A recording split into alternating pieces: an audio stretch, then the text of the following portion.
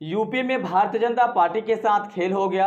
2024 के लोकसभा इलेक्शन के जो सर्वे निकल के आया है बहुत ही ज़्यादा चौंकाने वाला है। इस सर्वे को देखने के बाद आप खुद कह सकते हैं किस पार्टी को सबसे ज़्यादा सीट मिलने वाली है और किस पार्टी को सबसे कम सीट मिलने वाला है। पूरा डिटेल के साथ बताने वाले हैं। अभी जो सर्वे निकल के आया है ये सर्वे जानना आपके लिए बेहद ज़रूरी है। आप लोग को पता ही होगा या आप लोग को मालूम होगा कि यूपी में सबसे ज़्यादा अगर कोई मजबूत पार्टी है अभी के दौर में वो है भारतीय जनता पार्टी। भारतीय जनता पार्टी सबसे ज़्यादा मजबूत पार्टी वहाँ पे उभर के सामने आया है।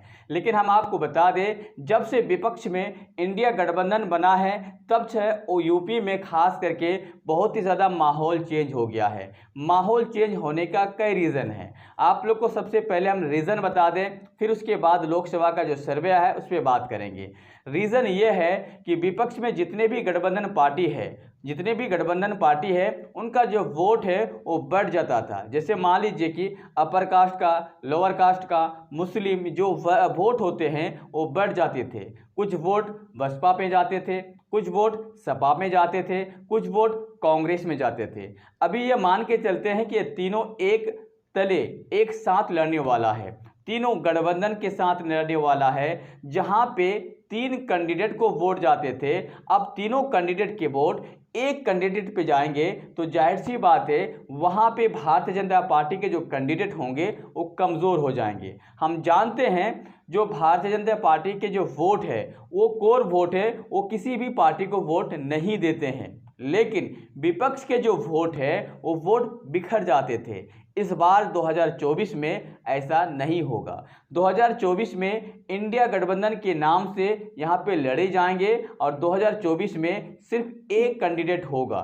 मतलब 80 कैंडिडेट में उस समय क्या होता था, लगभग सबका अलग अलग कैंडिडेट होता था, ठीक है। लेकिन इस बार 80 में से 80 ही कैंडिडेट होंगे और जितने भी विपक्ष के वोट थे वो एक पार्टी को जाएंगे। जैसे एक पार्टी को जाएंगे भारतीय जनता पार्टी का जो कैंडिडेट है वो कमज़ोर हो जाएंगे।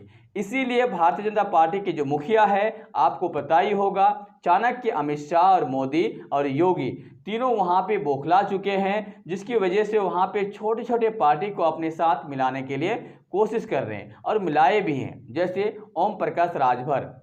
लेकिन ओम प्रकाश राजभर का कोई वहाँ पे कुछ बड़ा वहाँ पे कारनामा नहीं है। पिछले कुछ दिन पहले वहाँ पे एक लोकसभा का इलेक्शन हुआ था, वो भी हारे थे। उसके बाद वहाँ पे विधानसभा के इलेक्शन हुआ, उसको फाइनल माना गया, खास करके टेस्ट फाइनल माना गया, घोषित सीट, जहाँ पे बताया जाता था कि यहाँ पे इंडिया गठबंधन किसी भी हाल में जीत नहीं पाएंगे। लेकिन वहाँ पे इंडिया गठबंधन आसानी के साथ, वो भी 40,000 से ज़्यादा वोट के साथ जीते हैं। तो ये कहा जाता है कि वहाँ का जो माहौल है वो पैटर्न है जो बदल गए हैं। अब बात कर लेते हैं वहाँ पे चौंकाने वाला सर्वे ये है कि इंडिया गठबंधन को यानी विपक्षी गठबंधन को वहाँ पे 60 सीट जीतता हुआ नजर आ रहा है। 60 सीट जीत सकते हैं।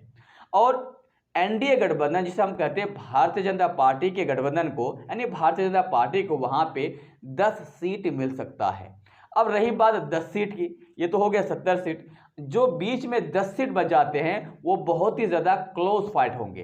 क्लोज फाइट की मीन्स कोई भी पार्टी जीत सकते हैं। जो पार्टी की तरफ 1% वोट भी इधर से उधर हो जाएंगे तो 100% वहां पे माहौल बदल जाएंगे। चलो मान लेते हैं कि ये 10 सीट बीजेपी जीत लेती है, तब भी बीजेपी के पास 20 सीट होता है और इंडिया गठबंधन के पास वहां पे 60 सीट होता है। डेट्स मीन यूपी हार रहे हैं। और अगर यूपी हारे तो भारतीय जनता पार्टी 2024 के इलेक्शन भी हार जाएंगे, क्योंकि यूपी से ही होकर दिल्ली के रास्ता खुलता है। इंडिया गठबंधन अगर यूपी जीत लेते हैं तो जाहिर सी बात है दिल्ली के जो दरबार है वहां पे काबिज हो जाएंगे इंडिया गठबंधन। आप इसके बारे में क्या कमेंट सेक्शन में कमेंट करके अपनी राय दे सकते हैं। आप इसके बारे में क्या सोचते हैं, आप मुझे एक बार कमेंट करके अपनी राय ज़रूर दें। और ये भी बताएं यूपी इस बार कौन फतह करने वाला है, कौन जीतने वाला है। आपका कमेंट और आपका एक लाइक और सब्सक्राइब का जो बटन है उसको अगर प्रेस कर देंगे ना, मेरे लिए इतना ही काफ़ी है। फिर मिलते एक नए वीडियो के साथ, अब तक आपसे विदा लेते हैं। जय हिंद।